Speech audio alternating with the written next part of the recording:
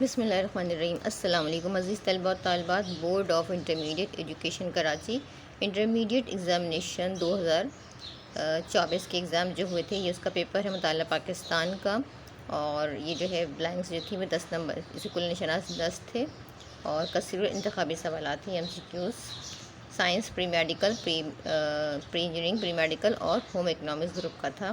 تو اس میں سے اس حصے میں آپ نے 10 جزوی سوالات تھے۔ تمام جزوی سوالات کے جوابات مطلوب ہیں، ہر جز کا 1 نمبر ہے۔ اپنی جوابی کاپی میں یہ جو لکھا گیا ہے کہ آپ نے سوال کو نقل نہیں کرنا۔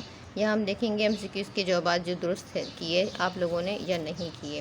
تو گول میز کانفرنس کا انعقاد یہاں ہوا دہلی، تو یہاں پہ ہم کہیں گے اس کا جواب ہے گول میز کانفرنس کا انعقاد لندن میں ہوا۔ پھر قائد اعظم محمد علی جناح کا انتقال ہوا تھا 12 جنوری کو۔ یہ جو 4 آپشن ہیں اس میں سے آپ کا ایک آپشن صحیح ہے، 11 ستمبر سن 1948 کو۔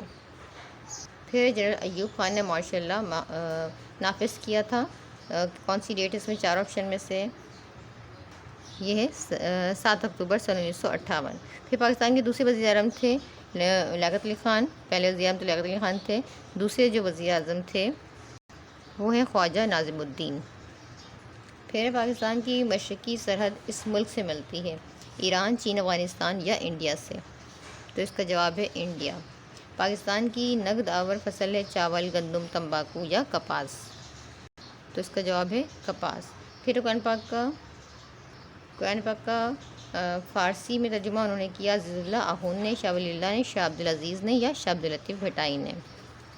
تو اس کا جواب ہے عزیز اللہ آخوند نے۔ تنظیم اسلامی کانفرنس کا صدر دفتر یہاں واقع ہے، جدہ، مکہ، ریاض یا مدینہ؟ تو اس کا آپشن ہے جدہ۔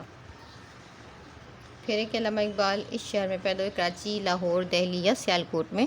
تو اس کا جواب ہے سیالکوٹ۔ پھر ایک گوادر پورٹ اس صوبے میں واقع ہے، سندھ، بلوچستان، پنجاب یا خیبر پختونخوا؟ تو جواب ہے اس کا بلوچستان۔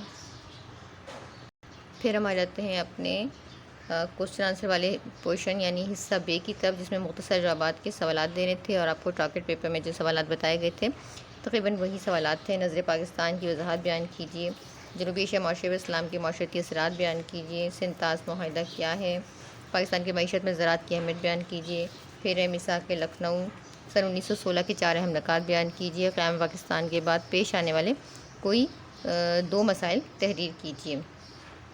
پھر ہے تحریک پاکستان کے 4 قابل ذکر رہنماؤں کا نام طے کیجیے۔ حصہ جیم ہے تفصیلی جواب کے سوالات ہیں یہ، اور اس میں آپ نے کتنے کرنے، اس حصے میں 2 سوالات کرنے تھے آپ نے۔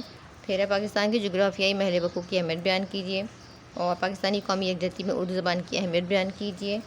پاکستان کی ثقافت کے اہم خط و خال تحریر کیجیے۔ پاکستان کی خارجہ پالیسی کے بنیادی اصولوں کی وضاحت کیجیے۔ تو یہ پیپر تقریباً ٹارگیٹ پیپر میں جو کچھ بتایا گیا تھا وہی ہے۔ تو امید کرتی ہوں کہ آپ لوگوں نے پیپر بہت اچھا کیا ہوگا، اور اسی طرح کی اس کا جو انگلش میں پیپر ہے انشاءاللہ وہ بھی میں اپلوڈ کروں گی تاکہ آپ وہ بھی دیکھ سکیں۔ اگلی ویڈیو تک کے لیے اللہ حافظ۔